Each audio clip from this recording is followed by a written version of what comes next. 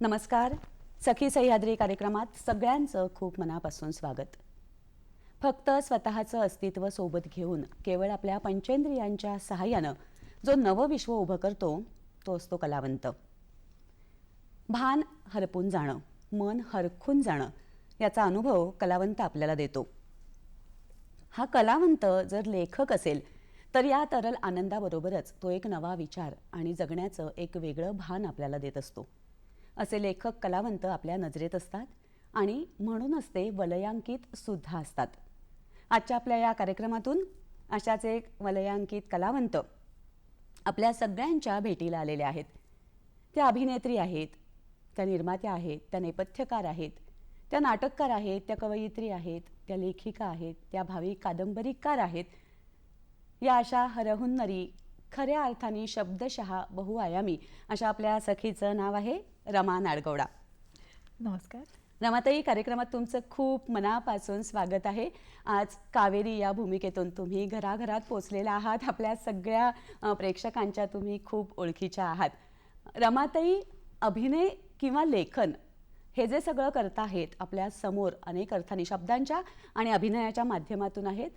एक अतिशय महत्त्वाची नोंद घेण्याजोगी गोष्ट अशी आहे की आयुष्याच्या अर्धवर्तुळानंतर 50शी नंतर ज्याला आपण सेकंड इनिंग म्हणतो, या सेकंड इनिंगमध्ये त्यांनी हे सगळं मोठं आणि अचंबित करणारं असं अभिनयाचं आणि शब्दांचं विश्व आपल्या समोर साकारलेलं आहे. आवर्त हा त्यांचा दीर्घांक अतिशय गाजलेला आहे. त्याचे मोजके 11 प्रयोग झाले आहेत, पण रसिकांच्या मनात त्याचं स्थान वेगळं आहे, कारण त्याचा आशय, विषय, त्याची मांडणी हे सगळंच खूप वेगळ्या पद्धतीचं आहे. हा जो दीर्घांक आहे तो त्यांनी केवळ लिहिलाय असं नाही, तर त्याचं नेपथ्य त्यांनी केलेलं आहे. त्याच्यासाठीची वेशभूषा त्यांनी केलेली आहे. त्याच्या निर्मात्या सुद्धा त्या स्वतः आहेत. त्यांचं बहुआयामी पण काय आहे हे केवळ एक आवर्त जरी त्यांनी पाहिलेलं असेल, जे पाहतील त्यांच्या लक्षात येईल असं आहे. त्यांचा जो कथासंग्रह आहे जान साबने बुलाया है, या कथासंग्रहाला बडोदा वाङ्मय मंडळाचं उत्कृष्ट कथालेखनाचं पारितोषिक सुद्धा मिळालेलं आहे. दूरदर्शनच्या प्रेक्षकांना संगीत कुलवधू आणि तुझ्या गळा माझ्या गळा या दोन, एक मालिका आणि एक नाटक, यामधून त्या चिरपरिचित आहेतच. आज अनेक मालिकांमधून आपल्या त्या सतत भेटीला येत असतात, रोज आपल्या घरात येत असतात, आपल्याला भेटत असतात. आपण साक्षीदार आहोत त्यांच्या अभिनयाचे. त्या एक कादंबरी लिहित आहेत, त्याविषयी आपण या त्यांच्या गप्पातून त्यांच्याशी बोलणारच आहोत, त्यांच्या कथांविषयी बोलणार आहोत. रमाताई, तुमचा हा जो सगळा प्रवास आहे, विशेषतः 50शी नंतर हेच मुळात अवाक करणार आहे. हा सगळा आम्हाला जाणून घ्यायचा आहे, पण सुरुवात तुमच्या एखाद्या लेखनाच्या अंशानं किंवा कवितेनं करूया, कारण तुमचं बोलणं, तुमचा चेहरा, तुमचा अभिनय ही तुमची ओळख आहे. छोटीशी कविता आहे. आईमध्ये बाई असते, बाईमध्ये आई असते. आईमध्ये बाई असते, बाईमध्ये आई असते. कसल्या कसल्या शिक्क्यांची कुणाकुणाला घाई असते. दोघींनाही जगू देत ना, तिचे तिचे आभाळ असते. रंग किती वेगळाले असती, एकच का हो शाई असते. शब्द असू दे वेगवेगळे, अर्थांची आमराई असते. सूर लागू दे कुठलाही, मनामध्ये अंगाई असते. वा. आईमध्ये बाई असते, बाईमध्ये आई असते. रमाताई, बाई पण आई पण याचा जो तुम्ही उल्लेख केलात तुमच्या अनेक कथांमध्ये, तुमच्या लेखनामध्ये स्त्रीत्वाचा शोध आणि स्त्रीच्या मनापाशी गाभ्यापाशी काय आहे याच्या संदर्भाने तुम्ही लिहित असता. खरं म्हणजे मी आपल्या सगळ्या मैत्रिणींना आवर्जून सांगेन या सुरुवातीलाच की एक कविता तुम्ही ऐकलीत, रमाताई जे लिहितात त्या रमाताईंच्या शब्दांची सोबत घेऊन बघा, नक्की एक वेगळा आभाळ दिसेल. रमाताई, हे जे सगळं तुम्ही करत आहात, खरं म्हणजे आपण सगळेच जण, आपण जे काही करत असतो, आपलं कार्यक्षेत्र असेल, आपली गुणवैशिष्ट्य असतील, त्याचा एका जाणत्या वयात थोडासा माग जेव्हा आपण काढायला जातो, तेव्हा आपले आई वडील किंवा त्याच्याही मागे त्याचे धागे सापडतात. तुमची आई पण अभिनेत्री आणि लेखिका होती, तर या वारशाबद्दल काय सांगाल? आई या विषयाबद्दल बोलायला ही म्हणजे ह्या एका मुलाखतीत मी खरं तर फक्त आईबद्दलच बोलू शकेन, कारण की जगण्यावरती पूर्ण तिच्या असण्याचा खूप प्रभाव आहे. आई एक अभिनेत्री होती, व्यावसायिक अभिनेत्री होती. नटसम्राट, हिमालयाची सावली अशा बऱ्याच नाटकातनं तिने कामं केली. मराठी, हिंदी, गुजराती, कन्नडा 4ही स्टेजवर काम करायची. त्या व्यतिरिक्त कविता लेखन, हिंदी लेखन, तिची एक गाजलेली कथा होती सत्यकथा, 1976 दिवाळी अंकमध्ये होती, पहाट. तर अशा प्रकारचं धार्मिक लेखन, श्लोक तिने लिहिलेले आहेत. आणि उतार वयामध्ये हौस म्हणून पौरोहित्य शिकून नंतर पुढची 20 वर्ष तिने राहत्या गावांमध्ये आजूबाजूला ती पौरोहित्य करायची. तिने माझ्या लग्नानंतर म्हणजे एक 35-36 वर्षांपूर्वी जमीन विकत घेऊन ट्रॅक्टर घेऊन शेती केली. तर तिला स्वतःलाही अनेक गोष्टींची खूप आवड होती आणि कळत नकळत असेन आता तिच्याबरोबर जगत गेल्याने, जसं तिला वाचनाची आवड होती, आम्हाला वाचनाची आवड लागली, मला आणि मोठ्या बहिणीला. वाचनाच्या जोडीने वाचनावर किंवा वेगवेगळ्या विषयांवर मुक्तपणे चर्चा होत असे घरात. तर स्वतःचे विचार आणि तुम्ही जेव्हा विचार मांडण्याचा प्रयत्न करता तर एक थोडा हळूहळू तुम्हाला सुसूत्रता येत जाते. रमाताई, अभिनय काय असतो हे तुम्ही घरातूनच पाहत होतात. अभिनयाच्या क्षेत्राची एक वेगळी ओढ असते, तीव्र अशी ओढ असते, एक झपाटले पण असतं, हे सगळं पाहत होतात. आज आम्ही पाहतो आहोत की अभिनय तुमच्या अंगात रक्तात आहे, तरी सुद्धा आयुष्यातला ऐन उमेदीचा जो काळ होता तो तुम्ही ठरवून गृहिणी म्हणून वावरलात. तर मोह नाही का झाला त्या काळात की मला रंगमंच खुणावतो आहे, साथ घालतो आहे, आणि तसं असताना हा ठामपणा कुठून आला तुमच्याकडे की मी फक्त संसार करणार आहे? ॲक्च्युली मोह नाही झाला, म्हणजे संधी आली नव्हती असं नाही, पण मला स्वतःलाच तेव्हा यायचं नव्हतं. आणि गृहिणी होण्याची ओढ जास्त होती असं म्हणेन, किंवा हा मोह जास्त होता असं म्हणता येईल. पण मुलाच्या जन्मानंतर एक काही दिवस मी जेव्हा बाहेर जॉब किंवा असं काही करण्याचा प्रयत्न केला, तेव्हा असं लक्षात आलं की त्याला एकट्याला सोडून किंवा त्याला पाळणाघरात सोडून नाही जाता येते. मग मी तेव्हा असं ठरवून टाकलं की नाही करायचं आपण स्वतःसाठी काही, जोपर्यंत त्याचं स्वतःचं काही मार्गाला लागत नाही, एक शैक्षणिक किंवा करिअर वाईज, तोपर्यंत आपण घरी असायचं. मग मला जे घरी बसून करता येणं शक्य होतं त्यातलं बरंच काही मी केलं, पण घराबाहेर जायचं नाही हा माझा एक वैयक्तिक निर्णय होता. त्यावर मी त्याचं जोपर्यंत करिअर मार्गाला लागलं नाही तोवर ठाम राहिले आणि नाही मोह झाला खरंच कधी. आणि मग या काळात एक आर्थिक स्वावलंबन जी एक जाग असते आपल्यामध्ये, म्हणजे घर छान चालू असतं तरीही माणूस म्हणून वाटत असतं की मी कुठेतरी माझं अस्तित्व घेऊन स्वावलंबी असायला पाहिजे, तर तो तोल कसा साधलात? त्याच्यासाठी शिकवण्या घेत असे मी. ज्युनियर ते 8वी सगळे विषय संस्कृत सोडून, आणि 9वी-10वी इतिहास, भूगोल, इभुना आणि खास करून इंग्रजी भाषा हिंदी, इंग्लिश, मराठी असं. कपडे शिवत असे, मसाले करून विकत असे. त्याच्यानंतर मी एक राहून गेलेलं म्हणजे मला प्लांट नर्सरी काढायची होती स्वतःची, तर त्यासाठी मी गव्हर्नमेंटचा कोर्सही केला सरकारी कृषी विद्यापीठात जाऊन. पण हे सगळं मी सातत्याने करत राहिले घरी, की ह्याच्यामध्ये असं होतं की मी घरालाही वेळ देऊ शकत होते, मी करिअर म्हणजे थोडंफार काही करून अर्निंगही करू शकत होते, आणि मुख्य उद्देश जो होता की मुलाला वेळ देणं घरी राहून, ते शक्य झालं.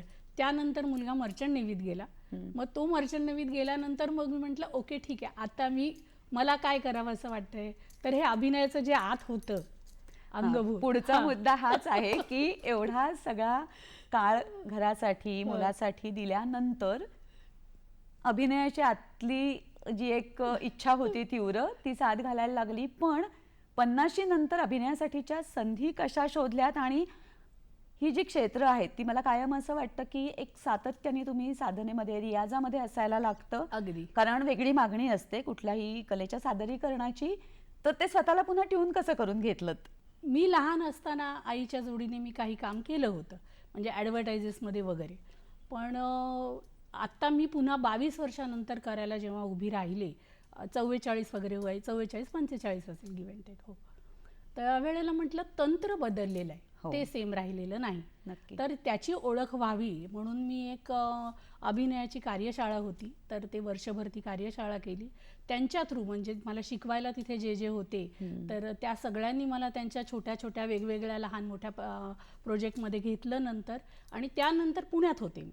तर पुण्यामध्ये मग FTIच्या शॉर्ट फिल्म्स खूप साऱ्या केल्या, मराठी सिनेमे मला मिळत गेले, जाहिराती मिळत गेल्या.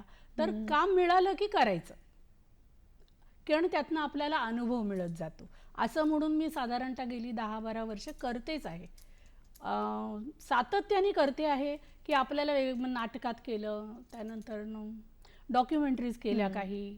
तर या प्रत्येकातनं प्रत्येक वेळेला युनिट नवीन असतं, शिकवणारे असतात, त्यांचं लुकआउट वेगळा असतो. आपण नवीन काहीतरी शिकत जातोच. नक्की. आणि खास करून लहान मुलं जी आहेत FTI मधली किंवा तसे विद्यार्थी असतात, तर ते खूप उत्साही असतात, त्यांच्याकडे नवीन नवीन कल्पना असतात. खूप छान शिकून झालं. रमाताई, पहिली भूमिका व्यावसायिक म्हणजे हां. जेव्हा तुम्ही असं पुन्हा एकदा शिकू, नवीन तंत्र काय बदललं आहे ते बघू म्हणून शिकायला, स्वतःला आजमावायला सुरुवात केलीत, त्यानंतरची छान असलेली किंवा महत्वाची ठरलेली पहिली संधी कुठली होती? लोकांच्या लक्षात राहील हो, अशी मोठी हो. म्हणत असाल तर डबल सीट सिनेमातला एक सीन होता. अच्छा. 2च सीन होते त्या सिनेमात, पण त्यातला एक सीन होता ज्याच्यामध्ये नायिका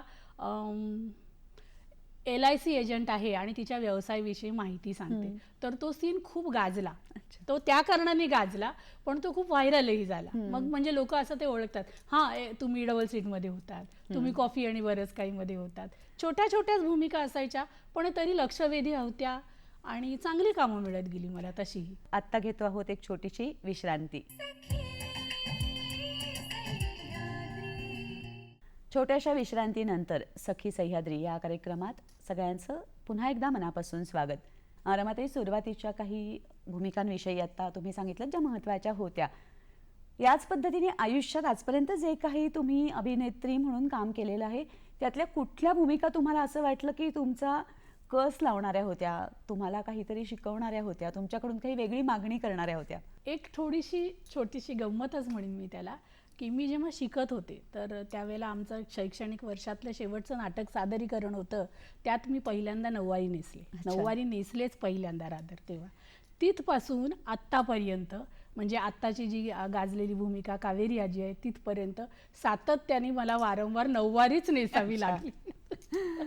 तर आत्ताची म्हणजे अगदी कावेरीची भूमिका आहे किंवा संगीत कुलवधूमधल्या सासूबाई आहेत. प्रत्येक वेळेला माझ्या वयापेक्षा म्हणजे मी आहे त्यापेक्षा वयाने मोठ्या असलेल्या अच्छा. स्त्रीची भूमिका मला करता आली.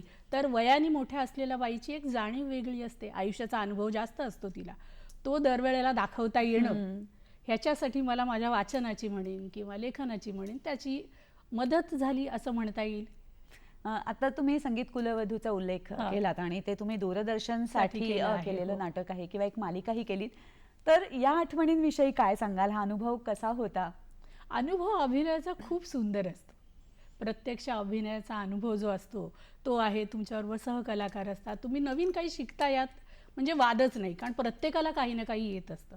आणि तुम्ही जेव्हा एकत्र काही सादरीकरण करता तर त्यांच्याकडून तुम्ही नवीन काहीतरी शिकत असता, माहिती मिळत जाते. आणि ह्याची जी भूमिका होती, कावेरीची भूमिका आहे, त्या भूमिकेने अपेक्षेच्या पल्याड मला प्रसिद्धी दिली. तर ही प्रसिद्धी काय असते? आपण पाहतो प्रसिद्ध लोकांना, पण ती प्रसिद्धी काय असते ती अनुभवतानाचा एक काही वेगळं जगणं होतं. रमाताई, तुम्ही अभिनय करता तसं तुम्ही खूप लिहिता, तुमच्या कथासंग्रहाला पुरस्कार मिळालेला आहे, तुमचं आवडतं हे दीर्घांक मी सुरुवातीला म्हटलं तसं खूप लोकांनी ज्याची एक वेगळ्या पद्धतीने नोंद घेतलेली आहे. हृदयार्थ हा तुमचा कविता संग्रह आहे. सुचरिता या नावाने तुम्ही लेखन करता. रमा नाडगौडा म्हणून अभिनेत्री म्हणून आम्हाला परिचित आहात. तर या दोघींपैकी तुमच्या स्वतःच्या अधिक जवळची कोण आहे? सुचरिता हे माझं माहेरचं नाव आहे. तर लेखन मी करण्याच्या आधी अनुवाद करायला सुरुवात केला. माझी काही अनुवादित पुस्तकं आहेत, तर ती रमा नाडगौडा नावानीच आहेत. मग जेव्हा मी स्वतंत्र लेखन करायला लागले तर त्यातल्या बऱ्याचशा गोष्टी स्त्रीचं आयुष्य जगताना आपलं आधीचं माहेर आणि सासर असे दोन सरळ सरळ कप्पे पडत असतात अनुभवांचे. तर त्यातले बरेचसे अनुभव माझ्या लेखनात येत आहेत असं मला जास्त जाणवलं आधीचे. म्हणून म्हटलं की स्वतंत्र लेखन जे माझं असेल ते सुचरिता या नावाने मी करायला घेतलं. तर लेखन करताना सुचरिता जवळची असते आणि अभिनय करताना रमा असते असं म्हणेन मी. आणि व्यक्त करण्याच्या दृष्टीने असं हां. वाटतं का की लेखिका जी आहे ती जास्ती महत्वाची आहे? लेखिकेला थोडं अधिक स्वातंत्र्य आहे म्हणून. पहिलं लेखन तुमचं काय होतं? साधारणतः पहिल्यांदा कविता लिहिली जाते तर तुम्हाला आठवतंय का की तुम्ही पेन हातात धरून माझं म्हणून काही लिहिलं? लेखन हे जे आहे ते समाज माध्यमांवर आल्यानंतर माझं सुरू झालं. त्यातून आपण काही लिहितो, त्याला लोकांचा काही तात्काळ प्रतिसाद येतो. हो. ओके. तर हा प्रतिसाद जेव्हा येतो, आपण लिहिताना एक काही भूमिका, काही विचारांनी लिहित असतो. रिसीव्ह करणारे समोरचे वाचक जे असतात आणि व्यक्त होणारे असतात ते त्यांच्या आयुष्याचा अनुभव जमेस धरून व्यक्त नक्की. होत असतात. तर बऱ्याचदा असं वाटायचं की म्हणजे मला गंमत वाटायची की अरे मी काय लिहिलंय, हे समोरचे व्यक्त होताना काय लिहित आहेत प्रतिक्रिया, ही पूर्ण वेगळं आहे. यातलं मला काही अपेक्षित अच्छा. नव्हतं. तर हे तिथपर्यंत कसं आलं, मग हे का आलं, त्यांनी कुठला चष्मा लावला ज्याच्यामुळे त्यांना हे चित्र असं न दिसता असं दिसलं. हे प्रयोग लेखनाचे जसजसे होत गेले तसतसं लेखन समृद्ध होत गेलं. पण या सगळ्या त्या प्रतिक्रियातनं मी शिकत गेले की मी लिहिते आहे तर त्याचा फॉर्म बदलण्याची गरज आहे का, किंवा सांगण्याची पद्धत बदलण्याची गरज आहे का, किंवा बऱ्याचदा आता असं होतं की नाहीच सांगितलं तर चालू शकते, राहू दे नको लिहायला. आणि मग या सगळ्या प्रवासामध्ये पहिली कथा कुठली लिहिली गेली? म्हणजे आपण असं अनेकदा बघतो की खूप जवळचं काहीतरी असतं आणि ते व्यक्त करण्याची जी तीव्र आस मनामध्ये निर्माण होते आणि काहीतरी मोठं लिहिलं कथा जातं. एक मी धारावाहिक स्वरूपातच सोशल ह्याच्यावर मीडियावरती माध्यमातून, पहिल्यांदा लिहिली, जानसाबने बुलाया है. ती क्रमशः मी रोज लिहित असे. तिथून पुढच्या बाकीच्या कथा लिहिल्या गेल्या. जानसाब एक लिहिल्यानंतर मग हळूहळू एक एक अनुभव येत गेले. मग नंतर माझी नणंद आहे, मैत्रीणही आहे, तर तिने मला तिच्या गावातली एक गोष्ट सांगितली. मग म्हटलं अरे ह्याची छान कथा होऊ शकेल. जवळपास आत्तापर्यंत जितकं काही लिखाण झालंय कथा रूपाने किंवा नाट्य रूपाने, तर ते सगळंच्या सगळं कुठल्या ना कुठल्या आयुष्यात घडलेली घटना आहे. आणि संपूर्ण काल्पनिक अशा कथा मी दिवाळी अंकासाठी किंवा अशा काही लिहिल्या नाही असं नाही, स्वतः विचार करून किंवा कल्पनेने काहीतरी निर्माण करून असं. पण तरी त्याला बेस हा कुठला तरी लाईव्ह बेसच आहे अनुभवांचा. जान साबने बुलाया है हे शीर्षक जेव्हा तुम्ही ठेवलं तेव्हा काही वेगळा विचार केला होता त्यासाठी? नाही, कारण की ते शीर्षक जे आहे ते तसंच्या तसं मी ऐकलेलं आहे याआधी. अच्छा. तर ते जिथून ऐकलं तर ते डोक्यात होतं, त्याचं फक्त थोडंसं हलकं स्वरूप मी बदललं लिहिताना. आणि ते आता तुम्ही जर कथा वाचाल तर तुम्हाला लक्षात येईल की ते किती आप्ट आहे. तुमच्यातली अभिनेत्री आणि तुमच्यातली लेखिका एकमेकांना किती पूरक आहेत, किती उपयोग होतो दोघींचा एकमेकींना? होतो. तर मी जेव्हा लेखन करते तर मला एखादा प्रसंग लिहायचा असेल चर्चांचा, तर तो इथे घडत असतो.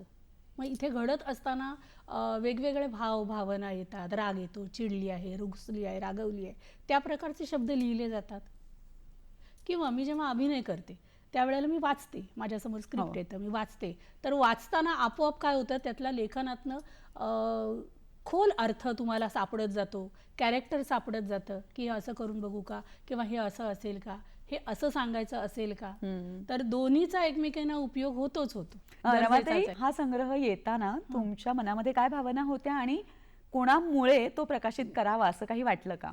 बऱ्याच लहान मोठ्या कथा समाज माध्यमावरती यावर जेव्हा लिहिल्या तर मला असं बऱ्याच जणांनी सांगितलं की हे सगळं एकत्र लिही, ते प्रकाशित होऊ दे.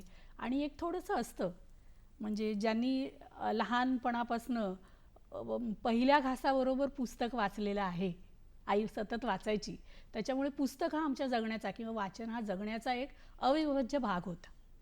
आज काय वाचलं नाही असं कधीही झालं नाही. त्यामुळे आपलं एक पुस्तक असणं, ही एवढी सगळी जी पुस्तकं दिसत आहेत माझ्याकडे, कपाटभर पुस्तकं आहेत, तर ह्यात माझं एक पुस्तक असणं ही कुठल्याही वाचकाची ओढ असू शकते. असेलच असं नाही, पण असू शकते.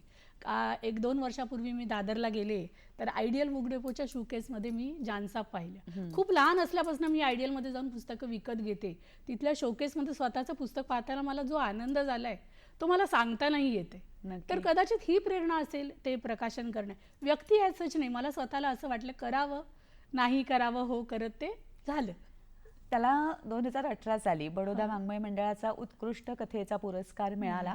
पुरस्काराचा आनंद अर्थातच असतो, पण अगदीच. जेव्हा पुरस्कार मिळतो त्यावेळेला अशा कुठल्या गुणवैशिष्ट्यांची नोंद झाली की ज्यामुळे तुम्हाला वाटलं की हा माझा लेखनाचा जो सायास आहे तो नक्की सफल झालाय? मला ज्या प्रतिक्रिया माझ्यापर्यंत आल्या, चर्चा आल्या, प्रतिक्रिया आल्या, त्यातून असं आलं की एक चित्रकथेचं रूप येतंय या मांडणीतून.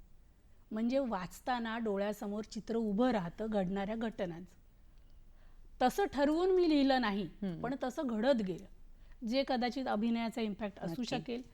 तर त्याच्यामुळे मला हळूहळू असं वाटलं की बाबा आपण अधिकाधिक लिहावं, किंवा माझे आयुष्यातले वेगवेगळ्या माणसांचे अनुभव आहेत. प्रत्येकाला वाटतं सांगण्यासारखं प्रत्येकाकडे काही ना काही असतंच असतं. जगलेलं प्रत्येक आयुष्य एक कादंबरी, एक पुस्तक, एक कथा, एक छोटीशी कविता का होईना असते. सांगावं असं प्रत्येकाला वाटतं, नाही असं नाही. तर मला एक माध्यम मिळालं, मी ते एक्सप्लोअर करत गेले. रमाताईंशी या गप्पा आपण अशा सुरू ठेवणार आहोत, पण आता वेळ झाली आहे एका छोट्याशा विश्रांतीची. छोट्याशा विश्रांतीनंतर सखी सह्याद्री कार्यक्रमात सगळ्यांचं पुन्हा एकदा मनापासून स्वागत. छान महत्त्वाचं काहीतरी सांगणं तुम्हाला सांगायचं असतं, तर तुम्ही जे कथा लिहिता, तुम्ही एक कादंबरी लिहायला घेतलेली आहे, तर सतत लिहित राहण्यासाठी विषय सापडणं हा जो भाग असतो ते कुठून येतात आणि कुठल्या पद्धतीचे विषय तुम्हाला साथ घालतात, असं काही विशेष आहे का? माणसाला दुःख जास्त जवळचं असतं, तर तसं काही आजूबाजूला घडलेलं दिसलं तर त्याचा विचार करण्याची लहानपणापासून कदाचित सवय आहे, पण ते विषय जास्त ओढ घेतात असं मी म्हणेन. माझं लिखाण विनोदी असतं, दुःखी असतं, किंवा दुःखाकडे विनोदाने पाहणं असतं. सुखी कथा मी फार कमी लिहिल्या असतील तर 1, 2, 3 आहेत प्रेमकथा, पण कमीच. आजूबाजूला असतात, घटना घडतात, कुठेही घडत असतात. आपण वाचतो, न्यूज बघतो, प्रवास करतो, बाजूने कोणीतरी जातं येतं, कानात काहीतरी बोलतं. अगदी मी बाजारात फिरत असेल तर शेजारी जाताना कोणीतरी 2 माणसं बोलतात, ऐकू येतं. ते त्यांचं बोलत असतात, पण तो एक ट्रिगर पॉईंट होतो. ते एखादं वाक्य, एखादी घटना, कोणाचं तरी हसणं, बोलणं, बघणं, उठणं, काहीतरी करणं, तो ट्रिगर पॉईंट असतो. तीच गोष्ट असते असं नाही, पण त्यातून पुढे काहीतरी निघू शकतं. आवडतं हे सर्वार्थाने तुमचं अपत्य आहे, म्हणजे ते तुम्ही लिहिलं, त्याचं दिग्दर्शन केलं, त्याचं नेपथ्य केलं, त्याच्यासाठी वेशभूषेचा जो काही सायास आहे तो तुम्ही केलात आणि निर्मात्या सुद्धा तुम्ही झाल्यात. मला असं वाटतं की मी निर्माती पण होणार आहे हे जेव्हा वाटलं तुम्हाला, तेव्हा रसिक म्हणून मला असं वाटतं आहे की हे सादर व्हायलाच पाहिजे. हा ज्या तुमच्या आतली तळमळ होती, ती तळमळ त्यामागे होती. तर हे जे कथाबीज आहे, तर ते कथाबीज मांडण्यासाठी जे एक वेगळं धैर्य हवं आहे, तर ते सगळंच जे काही आहे ते तुम्ही कसं जमवलं? आणि आवडताचा सगळा जो प्रवास आहे प्रेक्षकांपर्यंत येण्याचा, तो जाणून घ्यायचा आहे. त्यात जो प्रश्न मांडलेला आहे, तर त्या अनुषंगाने विचार करणं हे खूप थकवणारं असणार आहे हे मला माहीत होतं. मग मी टाळाटाळ करत असेन कदाचित, पण मग एक दिवस असं की नाही आज लिहायचं, तर आज 7 तास आणि उद्या 6 तास असं 13 तासात ते लिहून पूर्ण झालं. अच्छा. आणि झाल्यानंतर त्याच्यावर थोडेफार संस्कार करावे लागले, मागे पुढे झालं, एखाद दुसरं वाक्य बदललं असेल, पण बाकी जे आलं ते सगळं सलग आलं. जसं मी मगाशी म्हणाले आत असतं, त्याचं बाहेर यायचं तेव्हा ते सलग आलं. आवडत्याचा विषय असा आहे की एक संसारी स्त्री आहे आणि ती तिच्या समाजाच्या दृष्टीने तिच्याकडे एक घर आहे, संसार आहे, नवरा आहे, चौकट आहे, सगळं आहे, आर्थिक सुस्थिती आहे, सगळं आहे, पण तिच्या घराच्या आत, चौकटीच्या आत ती परित्यक्त आहे. तिच्या नवऱ्याने तिला टाकलं आहे, पण ते घराच्या आत टाकलं आहे. जगासाठी तिला नवरा आहे. तर या सगळ्या गोष्टींचा तिच्या शरीरावर, मनावर होणारा परिणाम, त्यातून तिला येणारं depression, deep depression, OCD develop होणं आणि त्यातनं बाहेर पडण्यासाठी तिने केलेली धडपड आहे. असा तो तिचा संपूर्ण मोनोलॉग आहे. ते दीर्घांक आहे, एकस्त्री पातळी, आणि सलग 2 तासाचा एक दीर्घांक आहे तो. तर तिच्या जन्मापासून ते ती बाहेर पडेपर्यंत, लग्न होऊन ती त्या घरातनं बाहेर पडेपर्यंतचा प्रवास आहे. ही कथा सुचली कुठून असं जर तुम्ही विचारलं तर मी तुम्हाला सांगेन की या प्रकारचं आयुष्य जगणाऱ्या खूप बायका मी लहानपणापासून पाहिल्या, आणि त्या गोष्टींचा परिणाम की नवऱ्याने टाकणं याचा परिणाम म्हणून त्या बायकांमध्ये किती आणि काय काय बदल होत गेले, वेगवेगळ्या प्रकारची व्यसनं लागली, विचित्र सवयी आल्या. ती जी घुसमट आहे दाबलेली, आणि त्यावर चर्चा करण्याची आपल्याकडे पद्धत नाही. ओपनली तर नाहीच केली जात चर्चा. मग दाबून त्याला काहीतरी त्या एनर्जीला वेगळं वळण देण्याचा प्रयत्न केला जातो, पण ती एनर्जी आहे, तुम्ही सप्रेस नाही करू शकत. तर त्यातून दुःखी असणाऱ्या खूप साऱ्या बायकांच्या दुःखांची ती एक सरासरी आहे. त्यातल्या नायिकेचं नाव सरी आहे, ते याचसाठी आहे. रमाताई, आवर्ताचा हा जो विषय आहे तो खरंच इतका महत्त्वाचा आहे. जसं तुम्ही म्हणालात की तुमच्या लहानपणापासून अशा अनेक स्त्रिया आजूबाजूला बघितलेल्या होत्या, आणि आजही आपण जर बघितलं तर एखाद्या घरामध्ये स्त्रीचा जो कौटुंबिक छळ असेल, हिंसाचार असेल, त्याविषयी बोललं जातं, पण बंद दरवाजा आड स्त्रीच्या शारीरिक आणि भावनिक गरजा मारल्या जातात त्याविषयी बोलणं, आणि म्हणजे त्या स्त्रीनी त्या दृष्टीने काही वेगळं पाऊल उचललं जाणं हे आजही कुठल्याच अर्थाने स्वीकारलं जात नाहीये आजच्या दिवसाला सुद्धा. म्हणजे पूर्वीचं तर जाऊ देच. तर त्यामुळे हा जो एक भाग आहे त्याच्यासाठीचं जे लेखन आहे तर ते सुद्धा खूप काहीतरी यातून तीव्र असं मागणारं होतं. आणि तुम्ही अभिनेत्री आहात तर त्यातला एखादा अंश, काही त्यातले छोटेसे तुकडे एका स्त्रीची जी घालमेल ज्याच्यातून व्यक्त झाली, आणि खरं म्हणजे ते खूप मोठं दुःख आहे ज्याच्याकडे समाजाने आज उघड्या नजरेने आणि स्वच्छ दृष्टीने पाहणं गरजेचं आहे. तर ते तुम्ही आता जर काही आमच्यापर्यंत पोहोचवलेत तर थोडंसं वाचून दाखवू. नक्की. पाप करता येत नाही, पुण्य नशिबात नसतं, आणि मग हे बिनपूजेचं ओसाड मंदिर बेवसाऊ होऊन जातं. कुठल्याही कंगाल कुत्र्याची हिंमत होते पथारी पसरण्याची, अशी ही या जगात देवळं फार झालीत हो. माणसाला राहायला घर लागतं. काय करायचं हा अव्याहत पडणारा प्रश्न आहे. प्रश्न सोडवणं हेच एक काम आहे. सकाळी उठल्याबरोबर मनात येणारा पहिला विचार तुमची मनस्थिती सांगतो म्हणे. माझ्या मनात उमटणारं पहिलं वाक्य असतं, झोप. झोप येते, झोप हवी आहे मला. अर्थात कुणाला सांगायची सोय नाही म्हणा. मग रात्रभर काय केलंस ग?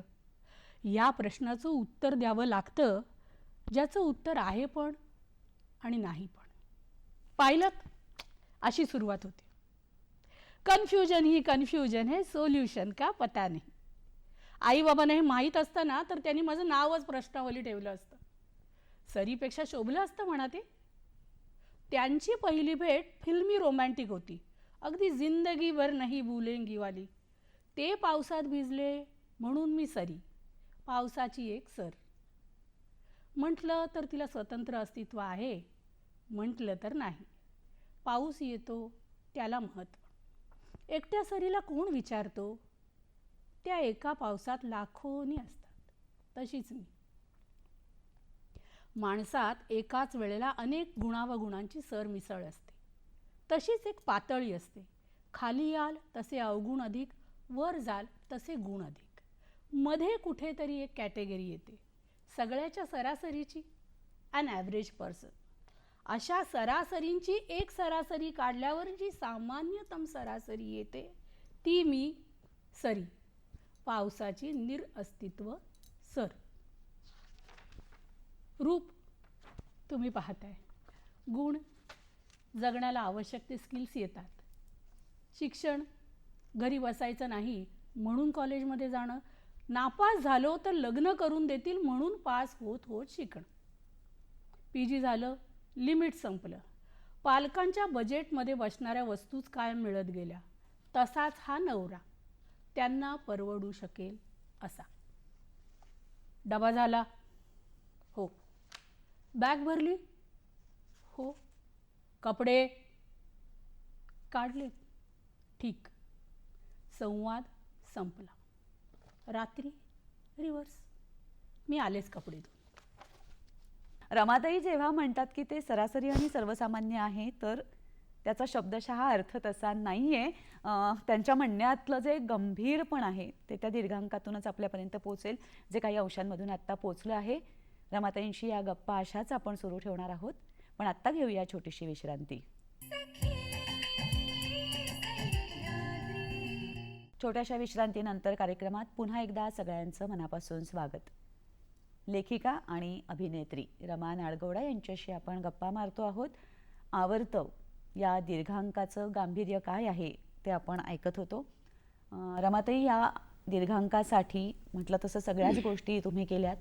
नेपथ्य असेल किंवा दिग्दर्शन असेल, हे त्यापूर्वी तुम्ही केलं होतं की नाही, सगळेच प्रयत्न पहिले आहेत. म्हणजे नाट्यलेखन मी छोट्या छोट्या प्रमाणात केलं असेल याआधी, पण दिग्दर्शन, निर्मिती, नेपथ्य किंवा त्यासाठी रंगभूषा, वेशभूषा याचा विचार करणं, हे सगळंच नवीन होतं. तुम्ही कथा लिहिता, कविता लिहिता, हा दीर्घांक तुम्ही लिहिला आहे. हे सगळं स्वतंत्र लेखन करत असताना सुद्धा तुम्ही खूप अनुवाद सुद्धा केलेले आहेत. तर स्वतंत्र लिहित असतानाही अनुवाद करावेत असं का वाटलं? त्याच्या मागचा विचार काय आहे आणि कुठल्या कुठल्या पद्धतीचे अनुवाद तुम्ही केलेत हे जाणून घ्यायचंय. खरं सांगायचं तर मी अनुवाद आधी केले, अच्छा. स्वतंत्र लेखन नंतर करायला लागले. आणि अनुवाद करत असताना मला जी पुस्तकं आली दोन्ही, ही मॅनेजमेंट बेस्ड आहेत. सवय जिंकण्याची आणि कला निर्णय घेण्याची विक्रम वेताळांनी. तर विक्रम वेताळाच्या कथेतून त्यांनी काही मॅनेजमेंटचे किंवा व्यवस्थापनाची सूत्रं काढली आहेत. सवय जिंकण्याची हा डॉक्टर प्रकाश अय्यर यांचा हॅबिट ऑफ विनिंग ब्लॉग आहे, त्याचा अनुवाद आहे. हाही पुन्हा व्यवस्थापनाचं किंवा फक्त पण कार्यालयीन नव्हे, तर तुमच्या आयुष्याच्या व्यवस्थापनाचे काही सुंदर धडे त्यात आहेत. आणि ही दोन्ही पुस्तकं खूप चांगली बेस्ट सेलर आहेत. मदर्स अँड डॉटर्स म्हणून कादंबरी आहे. पुन्हा तोही विषय आई आणि मुलगी असाच आहे. आणि ब्रिटिश आजी, आई, मुलगी आणि तिची मुलगी, छोटं बाळ, ते पंजाबी आई जी भारतातनं फाळणीनंतर विस्थापित होऊन लंडनमध्ये राहायला गेले आहेत. आणि ते पुन्हा आजी, आई, मुलगी आणि छोटी मुलगी अशा 4 पिढ्या. आणि ह्या 4 पिढ्या आणि त्या 4 पिढ्या आणि त्यातली 3ऱ्या पिढीतल्या तरुण आया ज्या आहेत, त्या मुलींच्या पाळणाघराच्या निमित्ताने एकत्र येतात. आणि मग त्यांचे आयुष्य एकत्र येऊन त्या दोघींच्या आयुष्यात काही चांगले सकारात्मक बदल कसे होत जातात, अशी खूप सुंदर कादंबरी आहे ती. रमाताई, ही व्यवस्थापन आणि तुम्ही जसं म्हणलात की फक्त ते कार्यालयीन नाहीये, तर व्यक्तिगत आयुष्यातलं व्यवस्थापन पण आहे. अशा पद्धतीची पुस्तकं अनुवादित केली. तुमचा सगळा प्रवास जो तुम्ही सांगता आहात, तोही वर्क लाईफ बॅलन्सचं एक उत्तम उदाहरण असा असलेला आहे. कारण तुम्ही गृहिणी, लेखन, अभिनय असा सगळ्याच पद्धतीने एकाच वेळेला पुढे जात आलेला आहात. तर आपल्या ह्या सगळ्या सख्यांसाठी आयुष्यातली कामं आणि आपलं व्यावसायिक किंवा स्वतःच्या आतलं जे कलेचं असेल तुमच्या दृष्टीने काम आहे, तर या सगळ्याचा तोल कसा साधलात आणि त्याच्यासाठी मानसिक स्थैर्य जे टिकवून ठेवावं लागतं, आणि मला वाटतं ते टिकवूनच ठेवावं लागतं. कारण असं नाही आहे की आपण आयुष्यभर कायमस्वरूपी स्थिर असतो. तर हे कसं साधलत हे सांगा, कारण सगळ्यांसाठीच हा विषय खूप महत्त्वाचा असतो. गृहिणी होणं हा जसा माझा निर्णय होता, तसा एक आता मला स्वतःला वेळ देता येणं शक्य आहे, तर मी माझ्या आवडीकडे जास्त लक्ष देईल, हा निर्णयही माझाच होता. अर्थात या निर्णयाला मला घरातनं सपोर्ट आहे. तो असल्याशिवाय दोन्ही सांभाळता येणं जरा अवघड नाही, जवळपास अशक्य झालं असतं. माझं स्वतःचं असं मत आहे की घरातनं बाई वजा होऊ शकते, बाईतनं घर वजा होत नाही. त्यामुळे मी बाहेर कुठेही काही काम करत असेल तरी पण माझ्या घरात ते असतं की अच्छा ते करायचंय, ते नाही, हे उद्या करायचंय, हे आणायचंय, हे नाहीये, हा विचार इथनं जात नसतो. आणि बॅलन्स, वर्क लाईफ बॅलन्स असा आहे की एक काही वर्ष तुम्ही सातत्याने जगल्यानंतर तुमच्या जगण्याला एक शिस्त येते. तर ठराविक वेळात मी एवढी कामं करून संपतात, सकाळच्या वेळात माझी कामं करून संपतात, त्यानंतर माझ्या हातात वेळ आहे, मग मी बसून थोडा वेळ लिहिणे. मी रोज लिहित नाही. जातीच्या लेखक लिहितात, रोज बसून सातत्याने लिहितात की रोज 1 तास लिहितो, 2 तास. माझं तसं लिहून होत नाही. मनात आलं तर मी खूप तास लिहीन, नाही तर अजिबात नाही लिहित. पण किंवा मग आज काहीतरी शूटिंग आलंय तर तिकडे जाईन, मग लेखन नाही. काही काही वेळेला माझं जानसाबचे काही भागे मी ॲक्च्युअल शूटिंगमध्ये मधल्या वेळात बसून लिहिलेले आहेत. तर ती लेखनाची एक उर्मी आहे. ते जेव्हा घडतं तेव्हा होतं, लिहून होतं. तर स्त्रियांना किंवा माझ्या मैत्रिणींना, सख्यांना, आपण ज्या पाहता आहेत कार्यक्रम, त्यांना मी असं सांगू इच्छिन की प्रत्येकीला उर्मी असतेच असंही नाही, इच्छा असतेच असंही नाही, पण जिला हे करावंसं वाटतं आणि करायचं राहून गेलं आहे, तर एक संधी स्वतःला द्या. का तर ते नाही केलं तर माझं हे करायचं राहून गेलं, हा पश्चाताप नको आहे नंतर. आणि आयुष्याच्या ह्या स्टेजला 50शीला आल्यावर शक्य आहे थोडा वेळ स्वतःसाठी काढता येणं. नक्की. घर सेट झालेलं असतं, म्हणजे जिथे शक्य आहे तिथे. सगळ्यांना शक्य असतं किंवा ते असंही तसंच नाही. असतं असं मी म्हणणार नाही. प्रत्येक केस युनिक आहे, प्रत्येकीची केस वेगळी आहे. पण तरीही ज्यांना शक्य आहे त्यांनी स्वतःला, स्वतःच्या इच्छांना, आयुष्याला एक संधी देऊन पहा, करून पहा. झालं झालं, नाही झालं.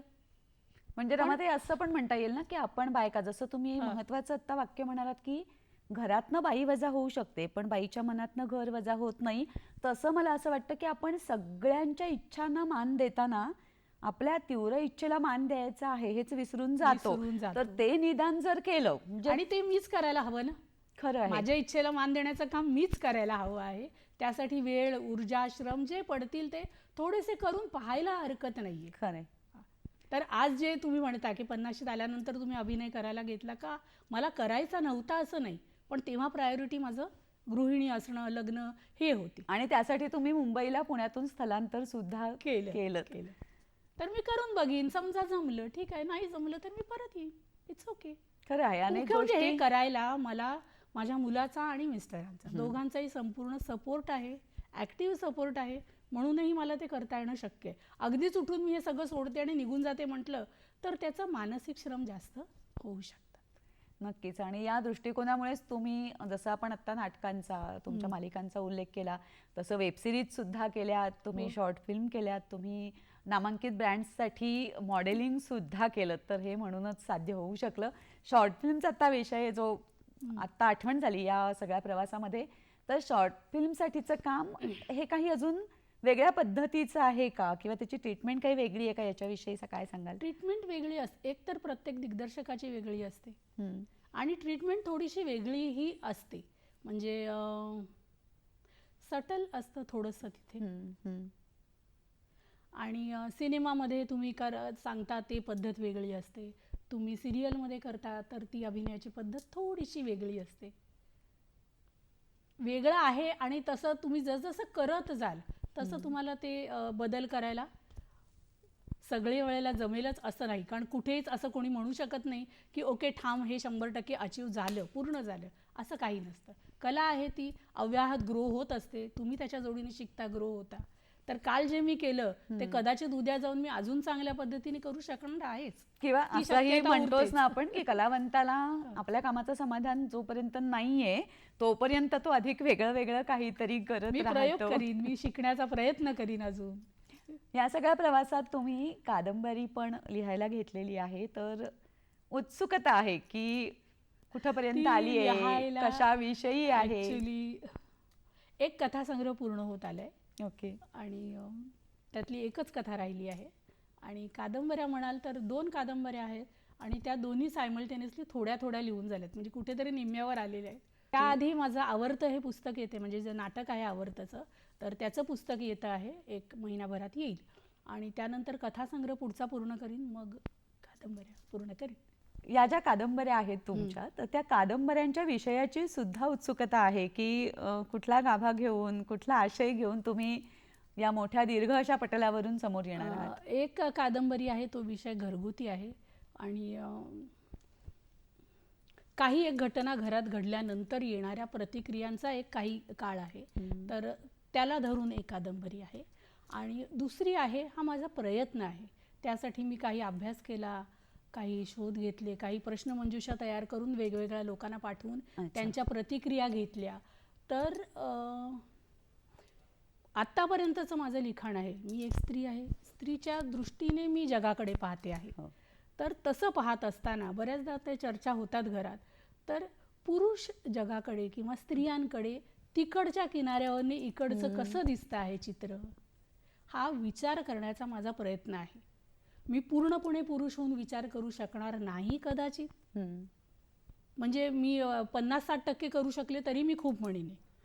पूर्णतः पुरुष होणं मला जमणार नाही, पण त्या किनाऱ्यावरनं या किनाऱ्यावरचं चित्र कसं दिसतंय, आम्ही पुरुषांकडे कसं बघतो ते मी माझ्या बऱ्याच कथांनी लिहिलं, ठीक आहे, ते आमच्याकडे कसं पाहतात, तर त्या दृष्टीने विचार करून मला काही लिहिता येईल का, असा माझा प्रयत्न आहे.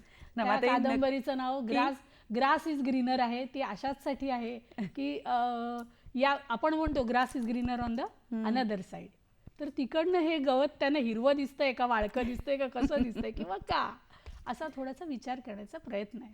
एक वेगळा विषय या निमित्ताने आमच्या सर्वांच्या समोर येणार आहे आणि खरंच खूप उत्सुकता आहे तुमच्या या दोनही कादंबऱ्यांची, कथासंग्रहाची. आणि खरं म्हणजे आवर्त शब्दातून चिरंतन होणं हा पण खूप महत्त्वाचा, म्हणजे पुस्तक रूपामध्ये ते रंगमंचावरती आलं, त्याचे जे समोर बघणारे प्रेक्षक होते त्यांना ते कळलं, पण ज्यावेळेला पुस्तकामध्ये येईल त्यावेळेला ते खूप अधिक लोकांपर्यंत पोहोचेल. आणि कदाचित तुम्ही म्हणालात की तुम्ही जे छोटं छोटं लिहिता की मला म्हणायचं होतं त्यापेक्षा खूप वेगळं लोकांना पोचतं आहे, तर कदाचित त्यातले खूप अंतःप्रवाह जे आहेत की जे दीर्घांकामध्ये बिटवीन द लाईन्स आहेत ते पोचायला एकांतामध्ये जेव्हा माणूस वाचतो तेव्हा खूप उपयोग होईल आणि त्याचा. या निमित्ताने मी एक जे म्हणायचं राहून गेलं की मी लिहिताना सलग लिहिलं, तर आमच्या एक सिनियर मॅम होत्या, त्यांनी वाचलं, त्या म्हणाल्या काय ग किती लिहून ठेवलंच आहे. कारण की ते जवळजवळ मी करायला घेतल्यावर वाचताना लक्षात आलं की हे जवळजवळ 2 तासाचं झालं. तर 2 तास सलग स्टेजवर उभं राहून एवढं पाठांतर करणं आणि ते बेरिंग सांभाळणं हे सोपं काम नाही. तर शिवकांता सुतार म्हणून अभिनेत्री आहे औरंगाबादची, तिने हे खरोखर मी म्हणेन की शिवधनुष्य पेललं. अगदी की थोडंसं आम्ही ते लहान करून जरी 1.5 तासाचं केलं तरी सलग 1.5 तास ती स्टेजवरती आहे आणि मध्यंतरात 1.5 मिनिटात जाऊन ती साडी बदलून येते पटकन आणि मग ती पुढचा भाग सादर करते. तर या ठिकाणी मला तिचा आवर्जून उल्लेख करावासा वाटेल आणि कौतुकही करावंसं वाटेल की माझ्या मनात जी सरी होती ती तिला समजली आणि तिने नितांत सादर केली, साकार केली. या गप्पा अशाच सुरू राहणार आहेत, पण आत्ता घेतो आहोत छोटीशी विश्रांती. विश्रांतीनंतर सखी सह्याद्री कार्यक्रमात पुन्हा एकदा सगळ्यांचं मनापासून स्वागत. लेखिका, अभिनेत्री रमा नाडगौडा अर्थात सुचरिता यांच्याशी आपण गप्पा मारतो आहोत. त्यांचा लेखनाचा, अभिनयाचा प्रवास आपण जाणून घेतो आहोत. रमाताई, आवर्तविषयी आपण बोलत होतो. आवर्तच्या अनुषंगाने मला असं वाटतं की ती जी सगळी घुसमट आहे ती व्यक्त करण्यासाठी एक स्त्री म्हणून एक वेगळं धैर्य असण्याची गरज आहे. कारण कितीही म्हटलं तरी कुटुंबाच्या समोर आपली एक प्रतिमा असते आणि कुटुंब हा स्त्रीच्या आयुष्यातला खूप महत्त्वाचा भाग असतो असं मला लेखिकांच्या बाबतीत अनेकदा जाणवतं. तर तो एक खूप मोठा धैर्याचा उच्चार आहे. हा जो आत्मविश्वास आहे की मला जे म्हणायचं आहे ते मी रोखठोकपणाने मला व्यक्त करायचं आहे आता, असं म्हणणं एक तर लेखनाच्या बाबतीत असेल किंवा अभिनयाच्या बाबतीत तर आहेच आहे की तुम्हाला एक वेगळा आत्मविश्वास सगळ्यांसमोर सादर होताना लागतोच. तर हा आत्मविश्वास सुचरिता जी छोटीशी होती तिच्यापासून आहे का तो तुम्ही आयुष्यात वेगवेगळ्या टप्प्यांवर गोळा करत गेलात? आणि सगळ्या आपल्या सख्यांसाठी काय सांगाल की आत्मविश्वासाची प्रचिती कशी येते, कशी घ्यायची असते? तो प्रचितीचा क्षण असा एक नसतो. हो, ओके, कणाकणाने तुमच्यात ते धैर्य येत जातं. आपण खूप लहान असतो, आपल्याला वाटतं की हे चूक आहे, माझ्यावर अन्याय होतोय, मी विरोध केला पाहिजे, मी बोललं पाहिजे, पण ते दरवेळेला जमतंच असं नाही किंवा योग्य पद्धतीने जमतं असंही नाही. मनुष्य फक्त चिडतो, मुद्दा पोचतो असं नाही. मग हा जो आत्मविश्वास आहे, कमी पडणारा आत्मविश्वास, जो काही जणांना असतो बाबा, जन्मापासून असतो, तर मला कसा आला असं मी म्हणेन. एक छोटासा अनुभव आहे. मी जेव्हा नाटकात पहिलं नाटक होतं, छोटीशी एकांकिका होती, त्यात मी पहिल्यांदा नऊवारी नेसले. तर घरून नऊवारी नेसून या असं आम्हाला दिग्दर्शकांनी सांगितलं. पहिल्या दिवशी असं झालं की नऊवारी नेसून मग सगळेजण बघतात, मग रेनकोट वगैरे घालून गेले मी भर उन्हाचा, आणि तिथे गेल्यावर मग खूप गरम झालं, खूप त्रास झाला. दुसऱ्या दिवशी जाताना मी असं पाहिलं की मला एक मुलगी दिसली समोर, आणि जनरली वाहनावरनं दिसतात तरुण मुलं मुली. तर मग मला असं वाटलं की अरे, छोटे छोटे कपडे घालून हे इतक्या मोकळेपणाने फिरतात, ते घाबरत नाही आहेत, तर मी संपूर्ण अंग झाकणारा इतका छान सभ्य पोशाख घालून जायला का लाजते आहे? मी नाही लाजणार. दुसऱ्या दिवशीपासून मी व्यवस्थित नऊवारी, चंद्रकोर, अगदी सगळे दागिने घालून छान प्लेजरवरनं जायला लागले. सुरुवातीला 1-2 लोकांनी बघितलं, कोणी बघितलं असेल नसेल, थोडीशी मी कॉन्शियस झाले, नाही असं नाही, पण ठीक आहे, त्याच्याकडे दुर्लक्ष करायचं असं ठरवलं. आणि हळूहळू रंगभूमीने मला काय दिलं असं जेव्हा मी म्हणते तेव्हा मी सांगेन की रंगभूमीने मला आत्मविश्वास दिला. माझं योग्य आहे तर मी ते मांडीनच, हे सुरुवातीला होतं. आता असं हळूहळू भूमिकेत बदल होतो की माझं योग्य आहे, मला माहिती आहे, मी कृतीही करीन, पण मांडताना दुसऱ्याचं मन मला नाही दुखवता आलं तर बरं होईल, तर हे मी कसं वळवून करू शकीन, हा विचार येतो तुम्हाला. आत्मविश्वास म्हणजे प्रत्येक वेळेला मला हवं तेच आणि तसंच करणं हे नसतं. नक्की. तुम्ही सगळ्या बाजूने विचार करायला शिकता. मी शिकते आहे, करून झालं आहे किंवा शिकून झालं आहे, असं कुठल्याही गोष्टीबाबत मी ठामपणाने म्हणणार नाही. पण मी शिकते आहे किंवा मला शिकायची गरज आहे, हा अवेअरनेस येणं, हे सगळ्या गोष्टी तुम्हाला टप्प्याटप्प्याने हळूहळू येत जातात. आता तुम्ही महत्त्वाचा उल्लेख केलात की मला शिकायचं आहे याचीच मुळात जाणीव होणं, आणि त्याच्यासाठी ते नवीन शिकतानाची एक धडपड, भीती असते, तर त्या भीतीवर पण मात करणं. तर हा गुण तुमच्याकडे मुळात होता का, हा पण त्या प्रवासातच तुम्ही स्वतःमध्ये रुजवलात? माणसांची आवड मला पहिल्यापासून प्रचंड आहे.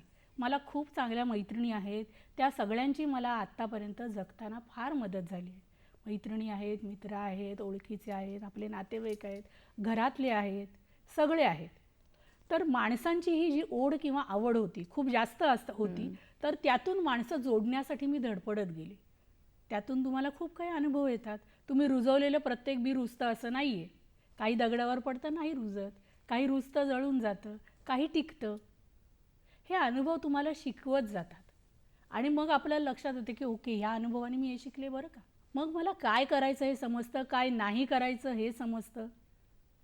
तर हे जे शिकण्याची ओढ आहे किंवा गरज आहे, ओढ पण नाही म्हणणार मी, गरज आहे. प्रत्येक जन्माला आलेल्या व्यक्तीने स्वतःमध्ये डेव्हलपमेंट करायची म्हणजे हे शिकणंच आहे. तर ही गरज परिस्थितीने तुमच्यावर लादते. परिस्थिती तुम्ही शिका अथवा न शिका, ती शिकवतेच.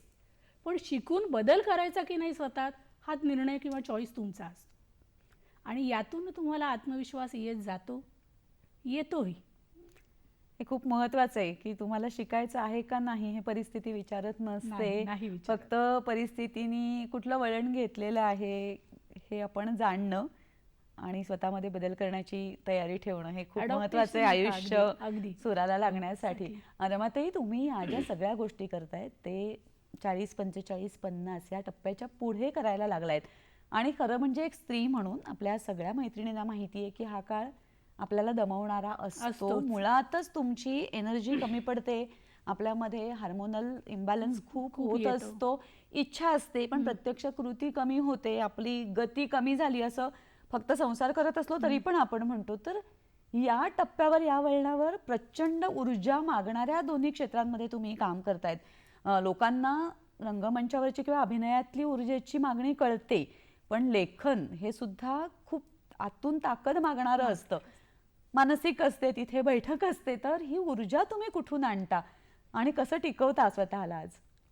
मुळात माणसाला जन्मजात शरीराला, मनाला, बुद्धीला देवाने अफाट ताकद दिली आहे.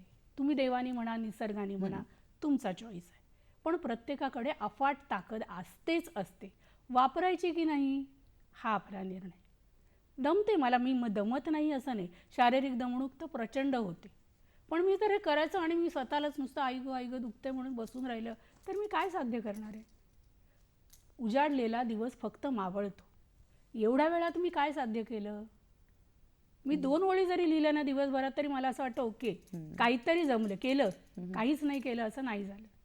पण हे करण्याची जेव्हा मला इच्छा असते, मला किंवा कुणालाही, तुम्हाला इच्छा असेल, तुम्हाला मार्ग मिळतो तुमच्या शारीरिक कमतरतेवरती, आणि मी नंतर झोपू शकते ना. मी हे काम करीन आणि नंतर विश्रांती घेईन. कार्यक्रमाच्या या अंतिम टप्प्यावरती आपल्या सख्यांना आवर्जून काही संदेश द्यावा असं तुम्हाला वाटतं आहे? जे काही थोडकं मी करू शकले आत्तापर्यंत, त्यातून मी इतकंच म्हणेन की प्रत्येकीने आपल्या आयुष्याला जगण्याला, स्वप्नांना एक संधी द्यावी. एक संधी द्या, एकदा प्रयत्न करा, करून पहा. नाही झालं, होणं न होणं हा नंतरचा भाग आहे.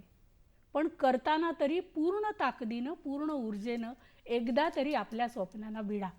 करून पाहिलं तर काय घडू शकतं, कुठपर्यंत आपण पोचू शकतो त्याचा अनुभव म्हणजे रमा नाडगौडा अनेक मालिकांमधून आपल्यासमोर त्या नित्यनेमाने येत असतात. लेखनामधून सुचरिता म्हणून त्या आपल्यासमोर आहेतच. रमाताई, तुमच्या स्वतःच्या प्रवासातून एक उमेद जागवणारी आशा जी म्हणतो ती आपल्या सगळ्यांच्या समोर साकार झाली आहे. आज तुम्ही आलात त्यासाठी दूरदर्शनच्या वतीने खूप मनापासून आभार. धन्यवाद. मनपूर्वक आभार. थँक्यू.